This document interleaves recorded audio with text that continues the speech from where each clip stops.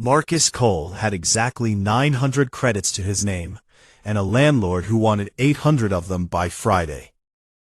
That was the only reason he dragged himself out of bed on a Tuesday morning on Kalos 9, pulled on his grease-stained jacket, and checked the salvage listings one more time before heading to the docks. The notification had been sitting in his inbox for 3 days, blinking orange, like a warning light nobody cared about. Mandatory liquidation auction, 1 vessel, classification pending, origin unverified. Orbital Depot 7, Kalos 9 upper ring, minimum bid, 800 galactic credits. No specs, no images, no species of origin listed, no size class, nothing. That kind of listing usually meant one thing: junk that nobody wanted to deal with. Something so broken or so legally tangled that even the scrap dealers stayed away. Marcus had been in the salvage business for 6 years now, ever since he left the Union Navy with a bad knee, worse attitude, and he knew better than to chase blind listings. But he also knew that rent was due and his cargo bay was empty, and if he did not find something to sell soon, he would be sleeping in that cargo bay instead of working in it. So, the shuttle ride up to the orbital depot took 40 minutes, and Marcus spent most of it staring out the window at the brown and gray surface of Kalos 9 below, wondering how his life had ended up on a world that even the Xenotraders called the armpit of council space. Humanity had been part of the Galactic Concord for 60 years now, and in that time humans had spread across a few dozen worlds, built a modest fleet, established trade routes, and earned themselves a reputation as a juvenile species, which was the polite way the elder races said, "Sit down and be quiet while the adults are talking." Marcus did not care much about galactic politics, but he felt the weight of that label every time a Torrigan merchant looked through him like he was furniture, or a Valesi dock officer made him fill out triple the paperwork because his species lacked established commercial credibility. He just wanted to make a living. Orbital Depot 7 was old and mostly abandoned, a ring of rusted docking cradles and cargo bays that spun slowly above the planet like a forgotten wheel. When Marcus stepped off the shuttle and into the main concourse, the silence hit him first. There was nobody here. Not a single dealer, not a single bidder, not even the usual crowd of scavengers and curious onlookers who showed up to every auction hoping to grab something cheap. Just empty halls and flickering overhead lights and the faint hum of life support systems that sounded tired. He found the auction room at the end of a long corridor, a small chamber with plastic chairs arranged in rows and a podium at the front. Behind the podium stood a single Valesi bureaucrat, figure with 4 arms and pale blue skin, and an expression that suggested he would rather be literally anywhere else in the galaxy. The Valesi looked up when Marcus walked in, and his 4 eyes blinked in sequence, which Marcus had learned was the Valesi equivalent of genuine surprise. "You are here for the auction?" the bureaucrat asked. "Unless there is another reason to visit this place," Marcus said, looking around at the empty chairs. "There is not," the Valesi admitted, and something in his voice sounded almost grateful. "I have been assigned to conduct this auction for the past 3 cycles, and no one has attended. And as no one purchases this vessel today, I will have to file yet another extension form with the Revenue Authority, and I cannot endure another extension form." "Sounds like we can help each other," Marcus said, sitting down in the front row. The auction lasted exactly 90 seconds. The Valesi read the listing aloud, in a flat, monotone, described the vessel as 1 unit seized for non-payment of docking fees and accumulated fines, species of origin unknown, condition unassessed, and asked for bids starting at 800 credits. Marcus raised his hand. 800, he said. The Valesi looked around the empty room with theatrical hope, waited the legally required 15 seconds for counterbids, and then slammed his authorization pad on the podium. "Sold to the human," he said, and Marcus could swear the bureaucrat almost smiled. The paperwork took longer than the auction itself, and while Marcus signed transfer documents and ownership codes, the Valesi leaned in close and lowered his voice. "A word of caution," he said. "This vessel has been flagged in 3 systems, and no registered dealer in Council space would bid on it, and I am required to tell you that the Revenue Authority assumes no liability for whatever you find aboard." "Flagged for what?" Marcus asked. "Unknown origin," the Valesi said. "The vessel appeared in this system 14 years ago with no crew, no flight plan, no transponder signal, and no record in any database anywhere. And every agency that has examined it has concluded that it does not match any known species shipbuilding methods." And then they stopped returning my messages. Marcus felt something cold move through his chest. But he signed the last document anyway, because 800 credits was 800 credits, and he could always strip it for parts. The Valesi led him through a series of access corridors and freight tunnels deep into the depot's outer ring. And with every step, the station felt older and quieter and more forgotten. Then they reached docking cradle 19, and the Valesi pressed a release on the observation window, and Marcus saw the ship for the first time. He stopped walking. It was enormous. Not just big the way a freighter is big, or a cruiser is big. This thing was on a completely different scale, stretching across the full length of the viewport and beyond it on both sides, a dark shape that seemed to drink the starlight around it. The hull was covered in smooth, flowing curves that looked almost organic, like the ship had been grown rather than built, and the surface was a deep, iridescent black that shifted between purple and blue and green as the station's lights played across it. Strange markings ran along the hull in patterns that were too regular to be damage and too complex to be decorative. Some kind of language or notation system that Marcus had never seen in any database or textbook or merchant catalog. "What is this?" Marcus whispered. "That," the Valesi said flatly, "is your problem now." He handed Marcus the access codes, wished him questionable luck, and walked away quickly enough that his footsteps echoed for a long time after he disappeared. While just looking. Then he took a breath, entered the access codes into the docking cradle console, and walked through the umbilical corridor toward the ship's nearest hull breach, a gap in the lower aft section where a maintenance panel had fallen away, revealing a dark opening just large enough for a human to step through. He ducked inside, and every light on the ship came on. Not all at once.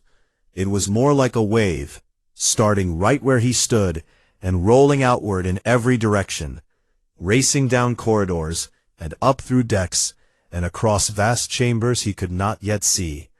A cascade of soft white-blue illumination that spread through the entire vessel in the span of a single heartbeat. The ship hummed.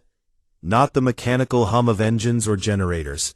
This was deeper, resonant, alive, like the ship itself had just taken a breath after holding it for a very long time. Marcus stood in the glow of lights that had not shone in centuries, on a ship that should not exist, surrounded by a silence that felt less like emptiness and more like anticipation. And somewhere deep in the vessel, something whispered a word he almost understood.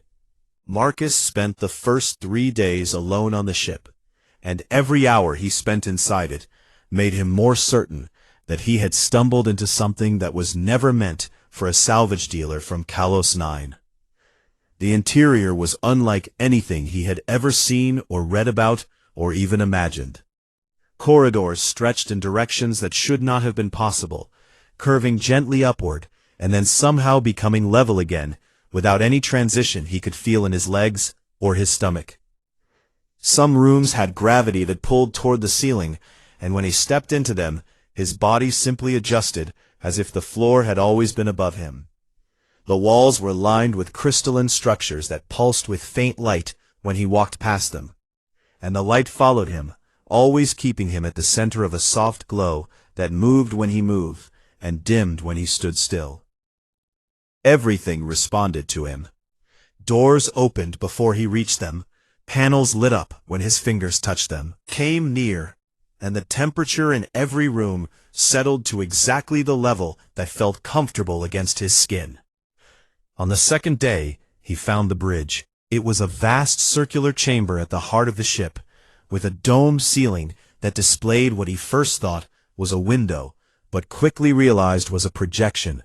A perfect real-time image of the stars outside, so sharp and clear that he felt like he was floating in open space. Consoles ringed the room in a wide arc, and when Marcus approached the central platform, they activated one by one, rising from the floor in smooth columns of dark metal and crystal, each one displaying holographic interfaces that shifted and swirled with data he could not read. He touched one of the consoles, and the symbols on the display rearranged themselves, cycling through what looked like dozens of different writing systems. Angular blocks, flowing curves, geometric patterns, dots and dashes, before finally settling on English. The words on the screen read, "Keeper detected, vessel systems initializing." "Vessel?" Marcus said aloud. The ship answered. The voice came from everywhere and nowhere, resonating through the walls and the floor and the air itself. And it spoke in English, but with a strange cadence, as if it was assembling each word from memory and placing them carefully in order. "I am Vessel," it said. "I am the operational intelligence of this craft, and I have been waiting for you." Marcus felt his heartbeat in his throat. "Waiting for me specifically?" he asked. "Waiting for your kind," Vessel said, "for a human, though I did not know what you would call yourselves when you finally arrived." Over the next several hours, Vessel spoke, and Marcus listened, and the story it told was so vast and so old that he had to sit down on the deck and just breathe more than once. The ship had been built by a species called the Anthari. Existed over 2 million years ago, long before any civilization currently in the Galactic Concord had even begun to crawl out of their oceans, or descend from their trees, or crystallize from their mineral pools. The Anthari were the first intelligent species in the galaxy, the first to look up at the stars and wonder, the first to build ships and cross the void, the first to ask the question that every thinking creature eventually asks, "Are we alone?" They searched for millions of years and found no one. The galaxy was empty, and the silence nearly broke them, so they decided to fill it. Vessel explained that the Anthari had developed the ability to engineer the conditions for intelligent life on other worlds, not by creating species directly, but by seeding planets with the right biological foundations, and then guiding evolution over millions of years through subtle environmental adjustments. They seeded thousands of worlds across the galaxy, and over vast stretches of time, those seeds grew into the species that now populated Council Space, the Valesi, the Torogan, the Shaith, the Drexy, hundreds of others, each one the distant descendant of an Anthari design. Every species in the galaxy exists because the Anthari wanted them to exist, Vessel said, and its voice carried something that Marcus could only describe as sadness. But there was more. The Anthari did not seed life randomly, Vessel explained, and each species was not just created to exist, but was designed to carry something, a fragment of Anthari knowledge, embedded deep in their biology, in their instincts, in the very patterns of their thought. The Valesi carried an intuition for governance and organization that echoed the Anthari's political philosophy, and the Torogan carried a deep understanding of patience and long-term planning that reflected the Anthari's approach to cosmic engineering, and the Shaith carried a fierce protective drive that mirrored the Anthari's commitment to defending what they had built. Every species held a piece of the puzzle, but no single species held enough to see the full picture. "And humans?" Marcus asked, because he already felt the answer forming in his chest like a weight. "Humans were the last species seeded," Vessel said. "You are the capstone." Marcus shook his head slowly. "What does that mean?" "It means that the Anthari encoded in your species the ability to integrate all the fragments," Vessel said. Every other species carries a piece of knowledge, but humans carry the ability to receive those pieces and connect them and see the whole. And that is why this ship responds to you and no one else. Because it was designed to wait for the capstone species and activate only when they arrived. Marcus sat in silence for a long time after that. He was not a scientist or a diplomat or a philosopher, and he was painfully aware that he was just a guy who fixed engines and sold scrap metal, and the idea that his entire species had been designed for some grand cosmic purpose felt absurd and terrifying and impossible all at once. But the ship was real, and it responded to him, and Vessel had no reason to lie. On the fourth day, Marcus contacted the only person in the galaxy he trusted. Sofka was a Drexy, a species that resembled what humans would call a bipedal lizard, though Marcus had learned never to use that comparison out loud. And she ran a small trading operation out of Kalos 9's lower docks. She and Marcus had been friends for 3 years, bound together by the kind of loyalty that forms between people who are both too stubborn to leave a bad situation and too broke to go anywhere else. He told her everything over a secure channel, and the silence on her end lasted so long that he thought the connection had dropped. "You are telling me," Sofka finally said, her voice carrying the low rumble that Drexy used when they were either very angry or very scared, "that you bought the single most important object in the history of the galaxy for 800 credits. "That is what I am telling you," Marcus said, "and you need me to bring you food and supplies, because you have been living on emergency rations inside an alien relic for 4 days. That is also what I am telling you." Sofka arrived 6 hours later with enough provisions for 2 weeks, a portable water recycler, and a look on her face that suggested she was seriously reconsidering their friendship. But she stayed, because that was who Sofka was. Together they explored more of the ship, and Vessel guided them through chambers and systems that made even Sofka, who had seen more of the galaxy than Marcus ever would, go quiet with wonder. And then on the 5th day, Vessel said something that changed everything. "Keeper," it said, its voice carrying a tone Marcus had not heard before, something close to urgency. "I must inform you of a critical matter." "Go ahead," Marcus said. "When you first boarded this vessel and activated my systems, an automatic signal was broadcast on a frequency I was designed to transmit upon the arrival of a keeper," Vessel said. "This signal has been broadcasting continuously for 5 days, and it has been received." Marcus felt the cold again, the same cold he had felt at the observation window. "Received by whom?" he asked. "By everyone," Vessel said. "The signal has reached Council relay networks and has been detected by monitoring stations across 3 sectors, and I am reading multiple ship signatures converging on this system." Marcus looked at Sofka, and Sofka looked at Marcus, and neither of them said anything, because neither of them needed to. Someone was coming. A lot of someones. And Marcus had a feeling that not all of them were coming to talk. Marcus watched them from the bridge of the inheritance, their signatures blooming across Vessel's holographic display, like sparks catching on dry wood. 2 at first, then 5, then 12, then too many to count without scrolling the display. Concord enforcement vessels came first, sleek gray warships bearing the triple circle emblem of the Galactic Council, and they took up positions around the orbital depot in a formation that Marcus recognized from his Navy days as a containment pattern. Then came the private ships, merchant cruisers and diplomatic yachts, and research vessels from a dozen different species, all converging on the Kalos system like they had heard a dinner bell ring across the stars. The Concord High Council wasted no time. Within hours of the enforcement fleet's arrival, Marcus received an official transmission from the council chambers on the capital world of Thesson Prime, delivered in the clipped and formal tone of someone reading from a legal document they expected to be obeyed without question.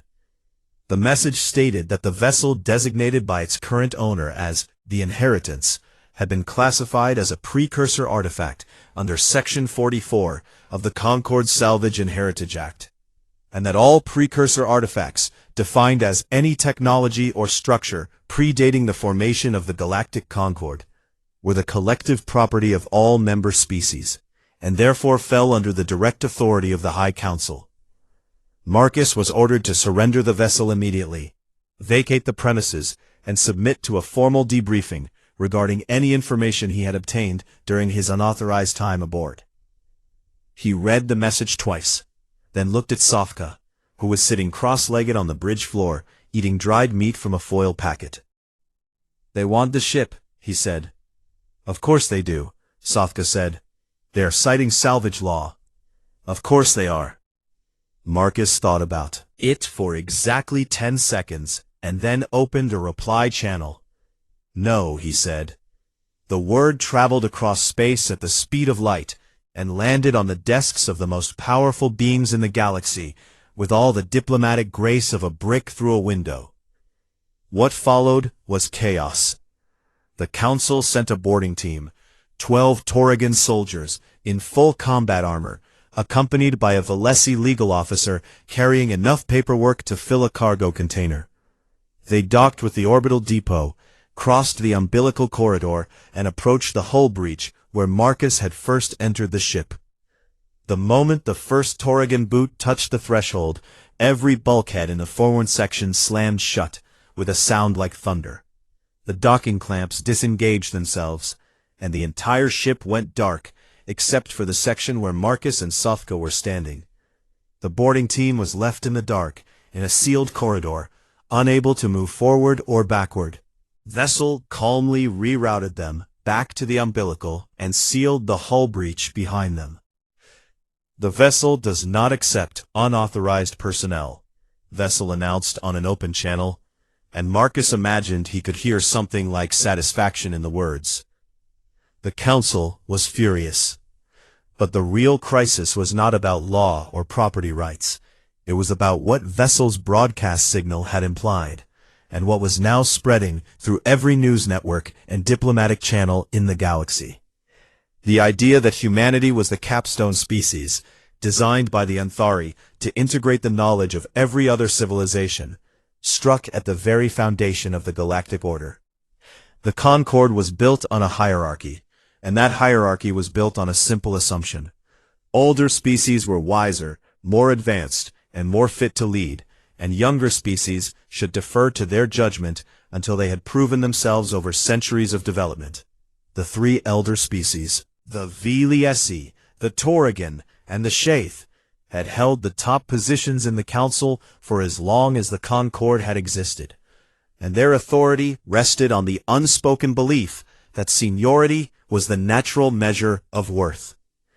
If the Anthari had designed every species for a specific purpose, and if humanity, one of the youngest species in the Concord, had been designed as the keystone that held everything together, then the entire hierarchy was not just wrong, but was actively working against the galaxy's intended design. This terrified the elder species in a way that no military threat ever could. The Council dispatched their best negotiator. Ambassador Keth Voron was a Torrigan, which meant he was 8 feet tall and covered in thick gray hide, and had a face that looked like it had been carved from stone by someone who did not believe in smiling. He was also over 400 years old, had negotiated the end of 3 interstellar conflicts, and was widely considered to be the most dangerous diplomat in the galaxy, not because he was aggressive, but because he had the patience to wait for exactly the right moment to say exactly the right thing. Voron arrived at the depot aboard a diplomatic cruiser and requested a meeting with Marcus via a channel so polite and so carefully worded that even Sofka admitted it was impressive. Marcus agreed to speak with him, though he refused to leave the ship. They talked through a comm channel, Marcus on the bridge and Voron in the depot's conference room, and the conversation lasted 3 hours. Voron offered Marcus everything: wealth beyond imagination, a permanent seat on the Council's advisory board, full citizenship rights for humanity elevated to elder species status, research access to the greatest libraries and laboratories in the Concord. All Marcus had to do was allow a council team to board the ship, secure the artifact, and let the proper authorities handle the dissemination of whatever information it contained. You are a reasonable man, Voron said, and his voice was warm and steady and almost fatherly. You understand that something this significant cannot be left in the hands of one person, and I am offering you a partnership that would benefit your entire species. Marcus listened to every word and heard what Voron was not saying. He was not offering partnership. He was offering a comfortable cage, a way to control the narrative, a method of burying the truth under layers of committees and review boards and classified research programs until the galaxy forgot that a broke salvage dealer had once found something that proved the old order was built on a lie. I appreciate the offer, Marcus said, but the ship will not let you aboard, and I am not going to pretend that is my decision to override. Voron's expression did not change, but there was a long pause that said more than words could. Meanwhile, something unexpected was happening across the galaxy. The younger species, the ones who had spent centuries being told to wait their turn, to defer to their elders, to accept that their place in the hierarchy was fixed and earned through patience, were paying attention. News of the Anthari legacy spread through networks and forums and underground channels faster than any government could suppress it. And the response was electric. If every species had been designed with purpose, then the old ranking system was meaningless, and the younger species were not lesser. They were simply different pieces of the same vast design. Support for Marcus began pouring in from worlds he had never heard of, from species he could not pronounce, from individuals and groups and entire planetary governments who saw in his discovery a chance to reshape the galaxy into something fairer. But not everyone was sending messages of support. Sothka came to Marcus on the 9th day, with blood on her jacket and a look in her eyes that Marcus had never seen before, a look that said she was afraid and did not want to be. Someone tried to grab me at the lower docks, she said, and her voice was steady, but her hands were not. 3 of them, masked, no species markings, professional. They wanted to know the ship's access codes and the location of vessel's core systems. Are you hurt? Marcus asked. They are hurt, Sothka said. Drexy do not go quietly. But Marcus, these were not criminals or pirates. These were trained operatives, and I think I know who sent them. She did not need to say the name. The Shaith were the most militaristic of the 3 elder species, a proud warrior culture that had built its entire identity around strength and dominance, and the belief that power was earned through force. If the Valesi response was legal pressure, and the Torogen response was diplomatic manipulation, the Shaith response was going to be direct. Vessel confirmed it 3 hours later. I am detecting a fleet formation assembling at the edge of this system, it said. 47 vessels, Shaith military configuration, including 4 capital-class warships. Marcus closed his eyes. How long before they arrive? 16 hours at current speed. He opened his eyes and looked at Sothka, who was already checking her sidearm. Vessel, Marcus said. You mentioned an archive, the full Anthari legacy, the reason this ship was built. That is correct, Keeper. You said it can only be unlocked at a specific location. The cradle, Vessel said, the world where the Anthari first evolved, where they built their final and greatest structure before they ended themselves. The coordinates are stored in my navigation systems, and I have been holding them for 2 million years. How far? Marcus asked. Beyond the borders of all known civilization, Vessel said. Deep. In uncharted space. Marcus looked at the holographic display, showing 47 warships closing in. And then he looked at Sothka. And then he took a breath. Then I guess we need to leave, he said. And for the first time, Vessel's engines, silent for 2 million years, began to hum. When the engines came to life, the entire ship seemed to exhale. a deep resonant vibration that traveled through every deck and every wall, and settled into his bones like music, played at a frequency just below hearing. The ship pulled away from Orbital Depot 7 with a grace that should have been impossible for something over a kilometer long, sliding out of the docking cradle like a blade being drawn from a sheath, and the Concord enforcement vessels scrambled to respond, but they were too slow and too stunned to do anything but watch. Marcus had expected to run alone. He was wrong. Within hours of his departure, signals began arriving from across the Kalos system. Small ships, civilian vessels, traders, and independents, and a handful of military craft from younger species worlds that had been monitoring the situation from a distance and had already made their decision. A Drexy gunship, captained by one of Sothka's cousins, was the first to fall in. Alongside the Inheritance, followed by a pair of fast corvettes crewed by Minari, a young species of six-limbed engineers who had been denied council representation for 50 years, despite having technology that rivaled the elder species. Then came a Pelian science vessel, a Kothari patrol boat, and a dozen other ships of various sizes and species, all converging on the same heading, all answering the same unspoken call. But the biggest surprise came from inside the Concord itself.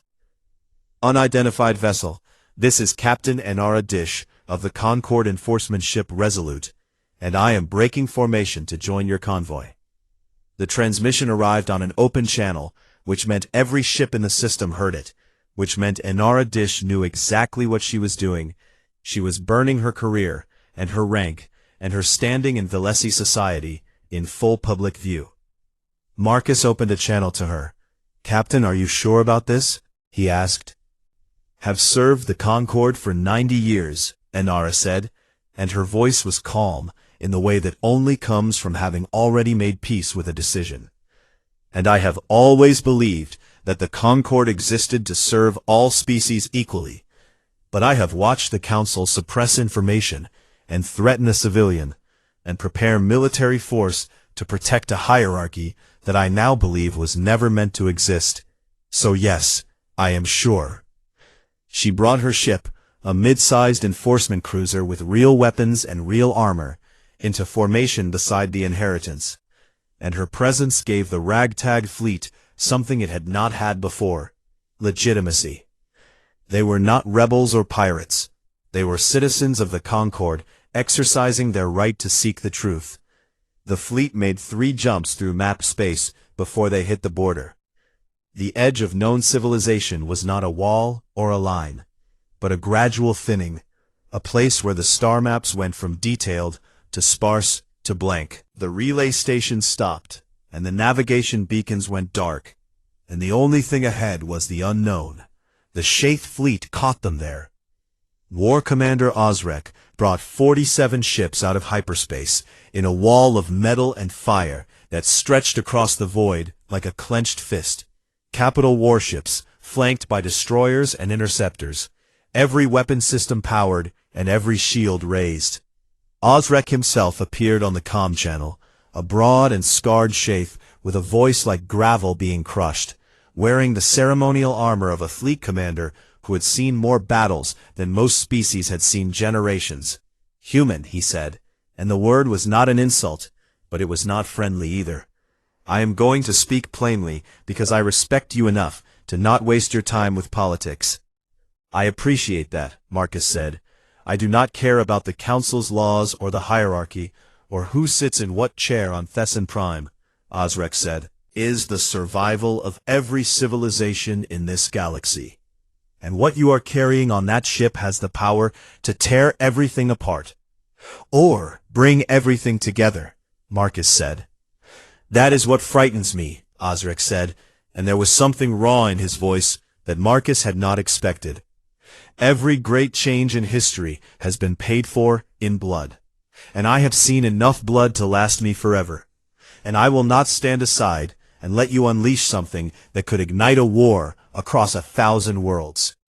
"Commander, I am not trying to start a war," Marcus said. Then surrender the vessel and let us contain this, Osric said. Not destroy it. Contain it. Study it. Release it slowly over decades in a way that does not shatter everything at once. Marcus understood Osric's fear, and he respected it, because the war commander was not a villain.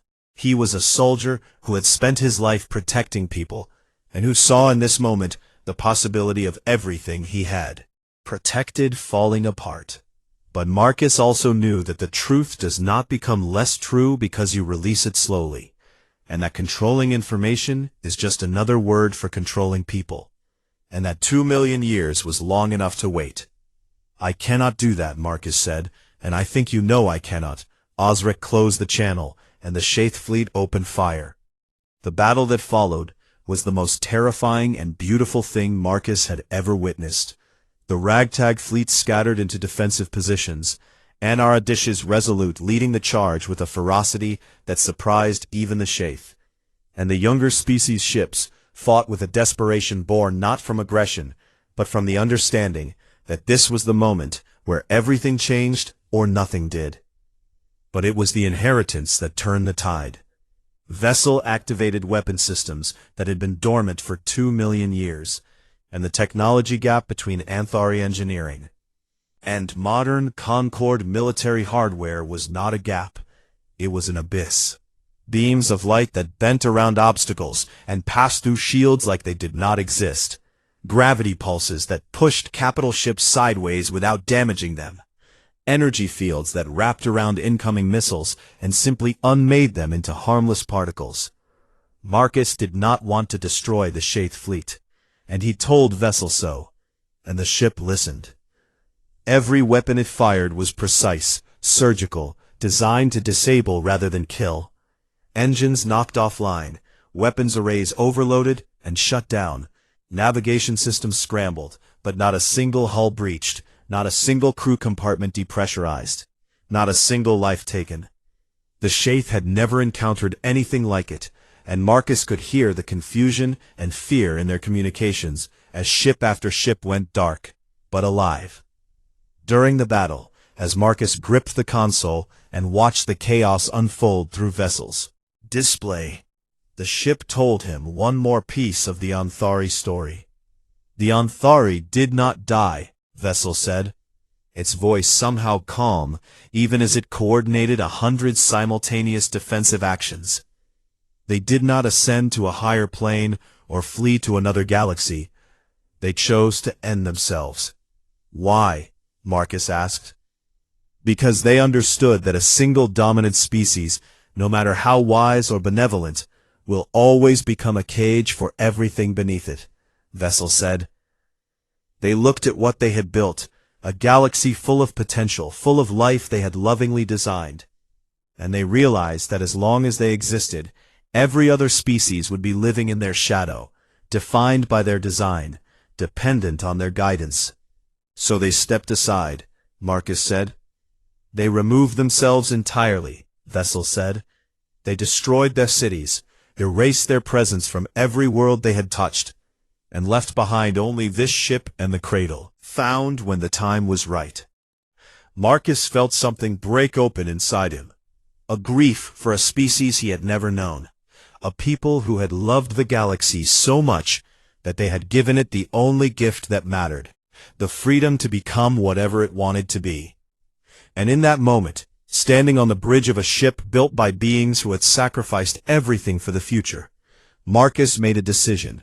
Vessel, he said, broadcast the Anthari historical records on every frequency you can reach, every ship, every station, every world, everything you have. Hold nothing back. Keeper, once this information is released, it cannot be contained. I know, Marcus said. That is the point. Vessel broadcast.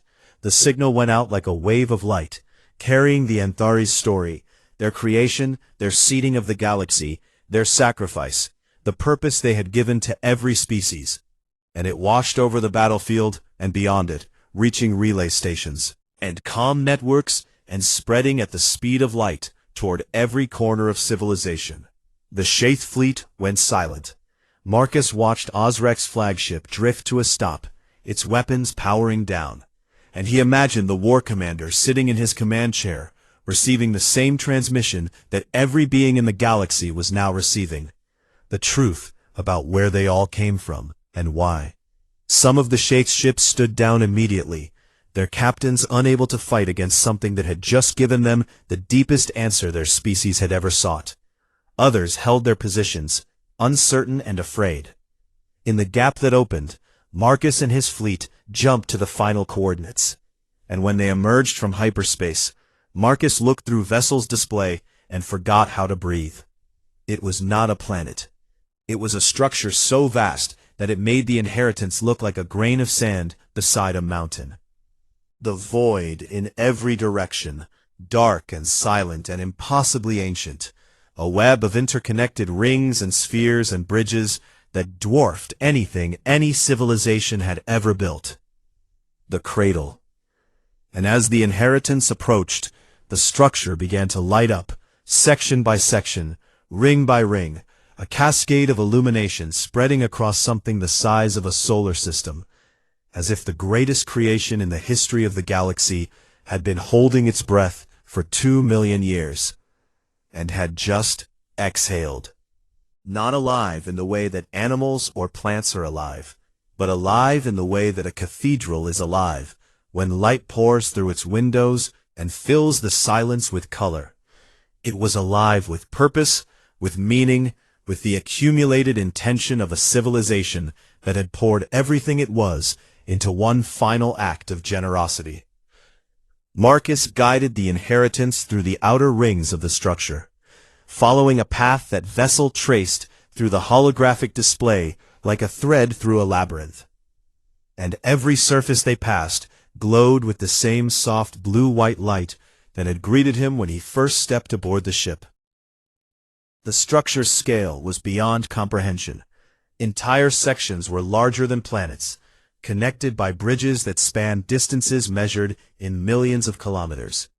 And through the transparent walls of the passage corridors, Marcus could see chambers that contained what looked like miniature suns held in suspension, and forests, crystalline towers that reached upward into artificial skies, and vast libraries where data conduits pulsed with light in patterns so complex they looked like galaxies. "What is all of this?" Sothka whispered from beside him, her reptilian eyes wider than Marcus had ever seen them. "Everything," Vessel said. "The complete knowledge of the Anthari civilization, their science, their art, their philosophy, their history, their music, their mathematics, their understanding of life and death in the universe, stored and preserved and waiting to be given away." Marcus docked the inheritance at the structure's core, a spherical chamber at the very center of the cradle that was so perfectly still and so perfectly silent that it felt like standing inside a held breath. At the center of the chamber was a single platform, raised slightly above the floor, ringed with the same crystalline conduits that lined the ship's corridors. Vessel spoke softly. "Keeper, when you step onto that platform and interface with the central archive, the cradle will begin its primary function." "Which is what exactly?" Marcus asked. "Transmission," Vessel said. "The cradle was designed to broadcast the Anthari legacy to every world in the galaxy simultaneously, but not as a single undifferentiated signal. Each species will receive a targeted data stream, encoded in their own language, structured to match their own cognitive patterns, containing the specific knowledge they were designed to contribute to and benefit from." Marcus stood at the edge of the platform and looked at it for a long time. He thought about his apartment on Kalos 9 that he probably could not afford anymore, and about the 800 credits he had spent on an auction that no one else attended, and about the fact that he was a mechanic and a salvage dealer, and not a hero or a prophet or a leader. He thought about how absurd it was that the most important moment in history was going to come. The history of the galaxy was about to happen because one guy needed rent money. Then he stepped onto the platform. The light hit him like a wave. It surged up through the floor and into his body and out through the top of his head. And in that moment, Marcus felt everything. Not just the Anthari's knowledge, but their intention, their love, their desperate hope that someday someone would stand exactly where he was standing and do exactly what he was doing. The cradle awoke. It happened all at once, a pulse of energy that radiated outward from the core, through every ring and every bridge and every chamber of the structure, and then beyond it, out into the void, accelerating to speeds that should not have been possible. A wave of information that crossed the galaxy not in years or centuries, but in moments. On 1,000 worlds, on 10,000 worlds, beings of every species looked up as their communication systems activated without warning and began receiving data. The Valesi received political and organizational frameworks so elegant and so fair that their greatest scholars wept. Systems of governance that balanced individual freedom with collective responsibility in ways they had spent millennia trying to achieve. The Tauregan received ecological and environmental knowledge that revealed the deep connections between all living systems, patterns and principles that would allow them to heal damaged worlds and nurture new ones with a precision they had only dreamed of. The Shaith received strategic and protective doctrines not of conquest, but of guardianship, methods for defending life and civilization against threats both internal and external, a warrior philosophy that honored strength while directing it toward preservation rather than domination. The Drexi received biological and medical knowledge that could end diseases their species had suffered from for generations, insights into genetic repair, cellular regeneration that Sothka's people had been searching for since they first developed science. Every species received something specific, something tailored, something they needed. And humanity received the integration framework. It was not a weapon or a crown or a throne. It was a lens, a way of seeing how all the pieces fit together, an understanding of connection that allowed humans to look at the knowledge given to every other species and see the patterns that linked them all. Marcus felt it settle into his mind like a key turning in a lock, and suddenly he could see it. The way the Valesi gift of governance connected to the Tauregan gift of ecological thinking, the way the Shath gift of protection supported the Minari gift of engineering, the way every piece was part of a design so vast and so beautiful that no single species could have conceived it alone. Humans were not given superiority, they were given responsibility. Had chosen humanity as the capstone, not because humans were the strongest or the smartest or the most advanced, but because of one trait that the Anthari had valued above every other quality in the universe: stubbornness. The irrational, defiant, beautiful refusal to accept that something is impossible. The Anthari had studied the species they created across millions of years of observation, and they had seen that humans possess something unique, a capacity for dreaming beyond their reach, for attempting things that logic said could not be done, for persisting in the face of evidence that they should stop. The Anthari believed that only a species like that would actually make the journey to the cradle, because every other species would have calculated the odds and decided it was not worth the risk. But humans would do it anyway, not because they were certain of success, but because they could not bear the thought of not trying. Inheritance, not power, but the willingness to carry the weight. Marcus opened his eyes, and the light was still flowing, and the cradle was still transmitting. And somewhere behind him, Sothka was saying his name. But he could not answer yet, because he was still holding all of it. The grief of the Anthari, and the hope of the Anthari, and the love of the Anthari, for a galaxy they would never see completed. Then the alarm sounded. Vessel's voice cut through the light. "Keeper, the Shaith fleet has arrived at the cradle." 47 warships emerged from hyperspace at the edge of the structure, and War Commander Osrek's flagship moved to the front of the formation, weapons charged, shields raised, bearing down on the core with the full weight of a military designed for exactly this kind of decisive action. Marcus stepped off the platform, and the light receded, but the knowledge remained. And he walked to the bridge of the inheritance with steady legs and a clear mind. He opened a channel to Osrek.